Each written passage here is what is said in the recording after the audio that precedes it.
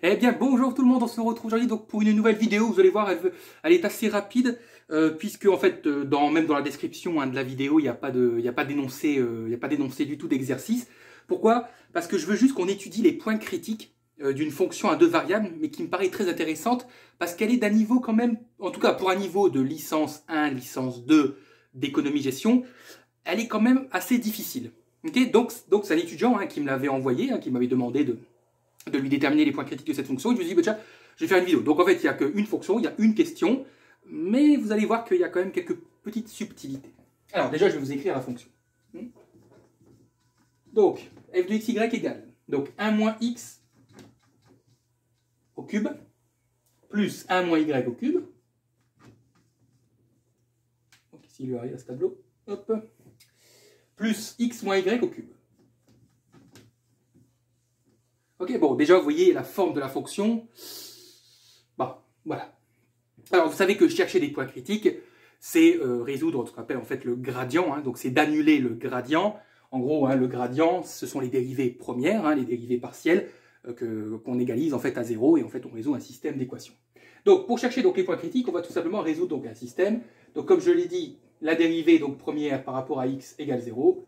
Et la dérivée partielle ou première de y est égale à 0. Et vous allez voir que c'est là que ça ne va pas être facile d'exprimer x en fonction de y. Bien. Alors, on y va. Je ne sais pas ce qu'il a. Bref. Alors, donc vous savez que lorsque vous dérivez par rapport à x, y est une constante. Ceux qui me suivent, maintenant, pour eux, c'est de la bagatelle. Alors, je vous rappelle que 1 moins x puissance 3, c'est de la forme u puissance n. Ok? Et que la dérivée de u puissance n, je vous rappelle que c'est n u prime u n moins 1. Programme de terminale. Ouais, je crois que c'est... oui, terminale. Je ne sais plus, parce que comme j'enseigne plus dans le secondaire, dites-moi si c'est du premier ou du terminal, mais je crois que ça doit être quand même plus du terminal. Donc si je dérive 1 moins x puissance 3, donc j'écris la puissance 3, multiplié, u prime, donc je dérive 1 moins x. La dérivée de 1 moins x, ça fait absolument moins 1. Attention, moins x, ça fait moins 1. Okay, et vous recopiez le u, et vous lui enlevez une puissance. Donc ça fait puissance 2. 1 moins y au cube, comme je dérive par rapport à x, y est une constante. Donc 1 moins y au cube, ça fait 0. Et ici, rebelote, donc u puissance n. Donc on aura plus 3. Ici, la dérivée de x moins y, je dérive par rapport à x. Donc la dérivée de x, ça fait 1. Et la dérivée de moins y, ça fait 0. Donc ça fait 3 fois 1. Donc je ne l'écris pas. 3 fois 1, ça fait 3. Et donc vous recopiez le u. Et vous lui enlevez une puissance. Et vous égalisez à 0. Tout pile. Ouais. Je vais dériver par rapport à y. Vous allez voir que ça va être sensiblement la même chose, puisque x, du coup, maintenant, est une constante, puisque je dérive par rapport à y. Donc, 1 moins x au cube, ça fait 0. 1 moins y, en fait, c'est la même formule, encore une fois. Donc, ça va faire 3 fois moins 1 fois 1 moins y au carré. Et ici, pareil, rebelote. Donc, u puissance n, donc n.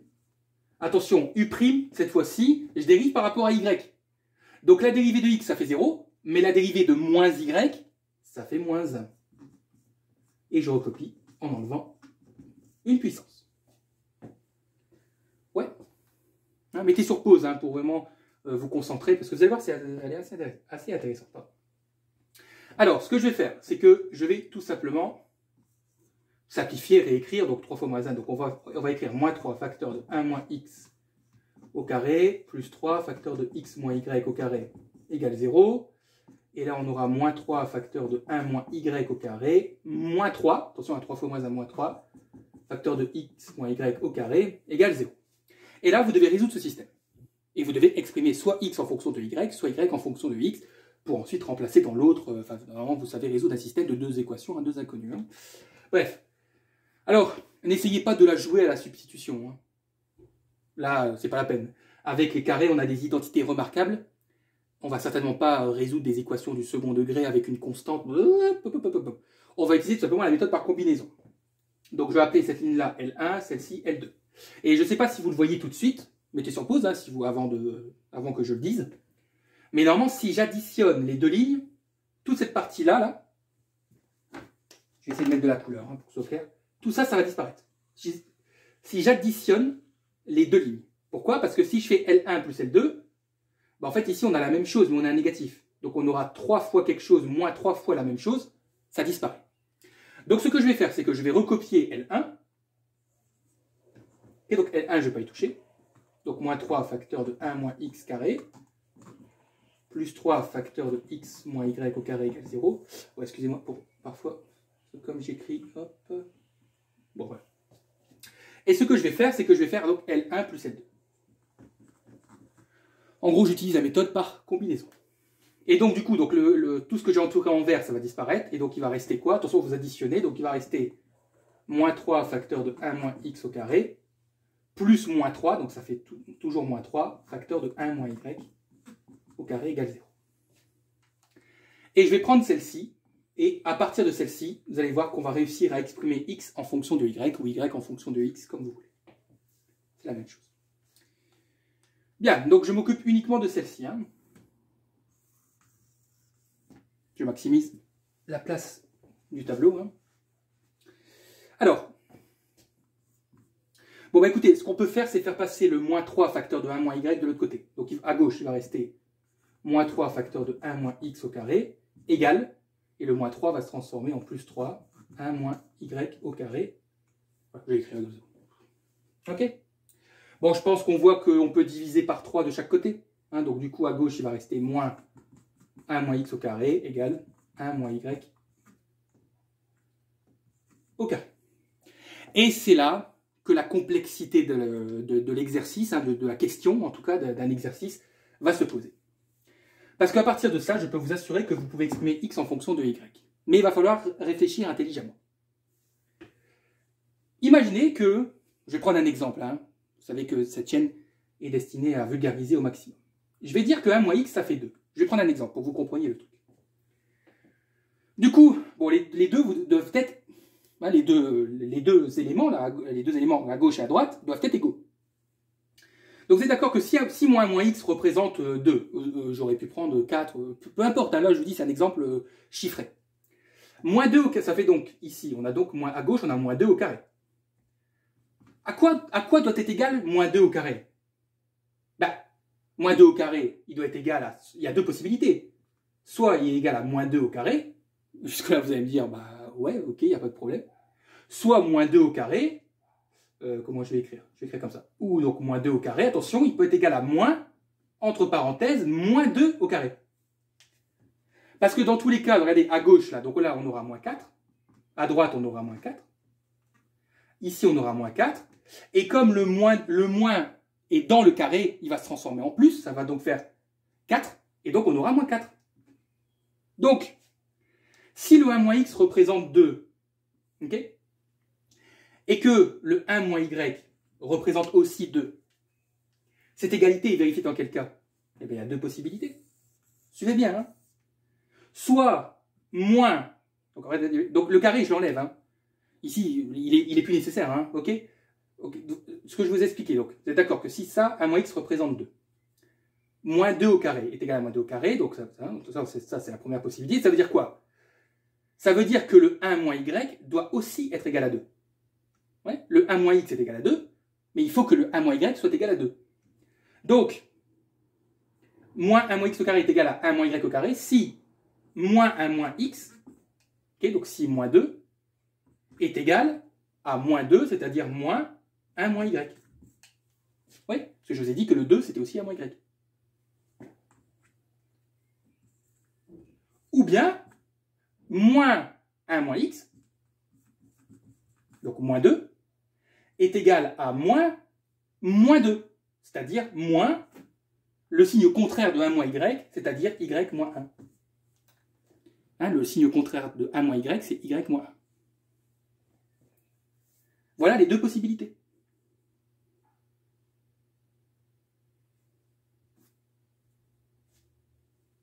Je sais que c'est pas facile, hein, mais j'espère que vous avez compris avec l'idée là, hein, ok?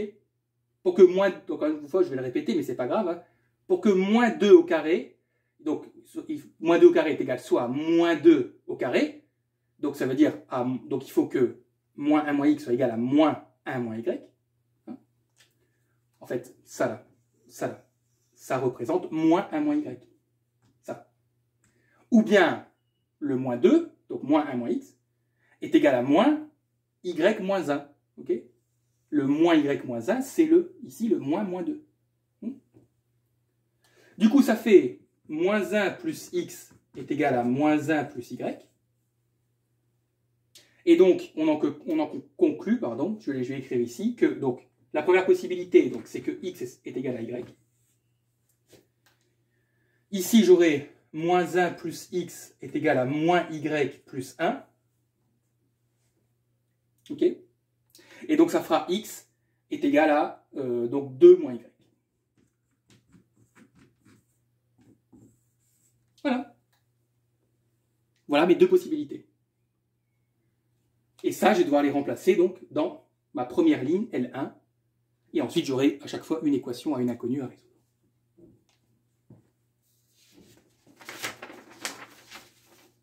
Là, on a fait le plus gros. Hein.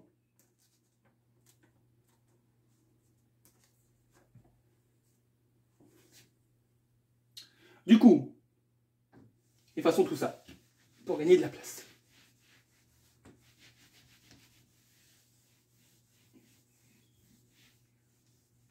Commençons par le cas où x est égal à y. Ok.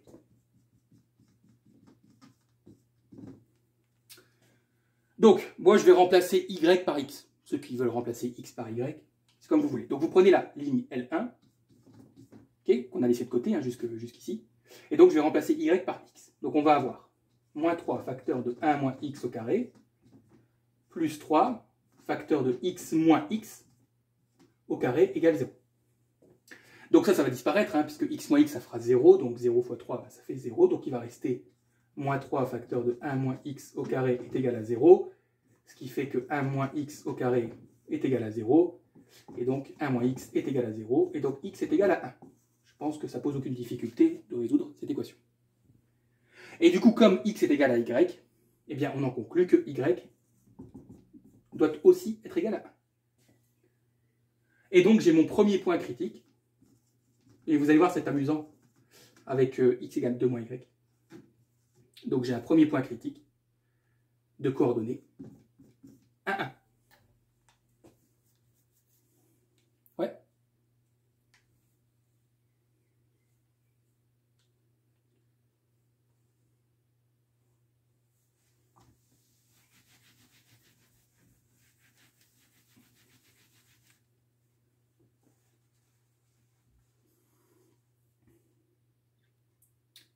Alors mettez sur pause pour recopier ça, parce que je veux garder ce côté gauche là sous les yeux. Et on va passer donc à x égale 2 moins y.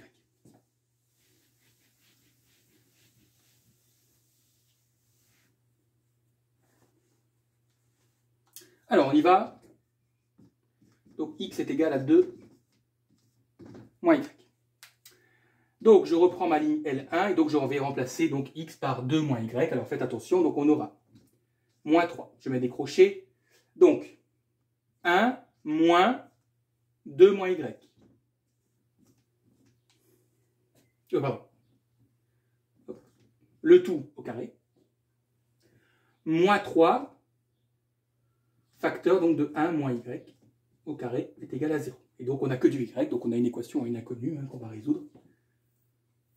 Donc on va avoir moins 3 facteur, donc on aura 1 moins 2 plus y au carré, moins 3, et là je vais déjà développer l'identité remarquable, donc 1 moins y au carré, ça fera 1 moins 2y plus y au carré, égale 0.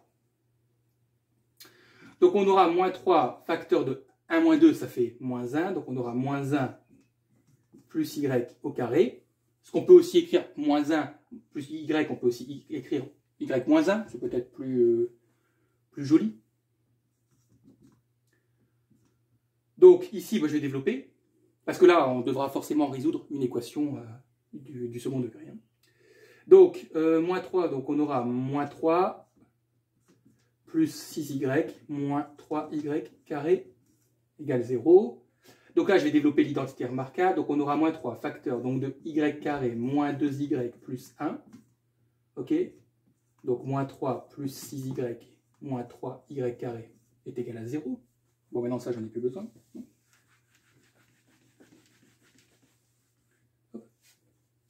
Je vais développer, hein, je vais rassembler, je vais ordonner, etc. Donc on va avoir moins 3y carré plus 6y moins 3 plus 6y moins 3y carré est égal à 0. Alors, moins 3y carré, bah, ça fait moins 6y carré. 6y plus 6y, ça fait 12y, et moins 3, ça fait moins 6. Égal à 0. Bah, d'ailleurs, on peut factoriser par 6. Hein. On peut écrire que ça fait 6, facteur de moins donc y carré plus 2y moins 1 est égal à 0. Du coup, le 6, bah, on l'enlève, hein, puisque 6 ne peut pas être égal à 0.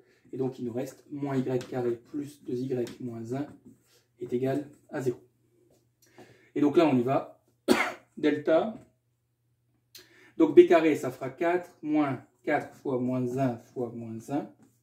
Et, pardon, je sais pas pourquoi j'ai mis un carré. Et donc, ça fait 4 moins 4, et donc ça fait 0. Donc, delta vaut 0, donc il n'y a qu'une seule solution. On va l'appeler y0. Donc je vous rappelle, c'est moins b sur 2a. Donc ça fait moins 2 sur moins 2. Et donc ça fait 1. Ok.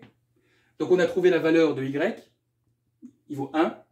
Et comme x vaut 2 moins y, ça veut donc dire que la solution, hein, x, la coordonnée x, vaudra 2 moins 1, ce qui fait 1. Et donc on retrouve en fait le même point critique qu'avec le cas x est égal à y. Donc il n'y a pas deux points critiques, en fait il n'y en a qu'un seul, hein, puisque c'est le même que le précédent. Donc voilà, il n'y a qu'un seul point critique de coordonnées 1, 1. Alors pour ceux que ça intéresse, vous pouvez vérifier qu'en fait la matrice hessienne bah, aura donc pour coefficient que des zéros. C'est une matrice qui est nulle. Donc son déterminant, bah, il vaut 0. Et donc pour un niveau de licence et cogestion, lorsque le déterminant de la matrice hessienne est nul, on ne peut pas conclure sur la nature du point critique, c'est-à-dire on ne peut pas dire hein, si c'est un maximum ou un minimum local. Enfin, ce n'était pas la question, mais je rajoute en plus. Je vous rappelle que pour déterminer la matrice hessienne, vous devez déterminer les dérivées secondes. Hein, la dérivée seconde par rapport à x, la dérivée seconde par rapport à y et la dérivée seconde croisée. Et tous vos zéros. Enfin, tous vos zéros lorsque vous remplacez les valeurs de x et y par le point critique. Hein. Ok. C'est-à-dire que les dérivées secondes existent, elles ne valent pas 0 en soi. Théoriquement, elles ne valent pas 0. Elles valent 0 lorsque vous remplacez x et y par 1. Parce que c'est logique, puisque nous, on veut connaître la nature du point critique de coordonnées 1, 1. Voilà, hein, donc c'était rapide, enfin rapide, voilà, mais je trouvais que c'était quand même une fonction très intéressante. Et donc, je voulais faire une vidéo. Eh bien, écoutez, je souhaite à toutes et à tous un beau courage. Et bien sûr, comme d'habitude, je vous dis à très bientôt.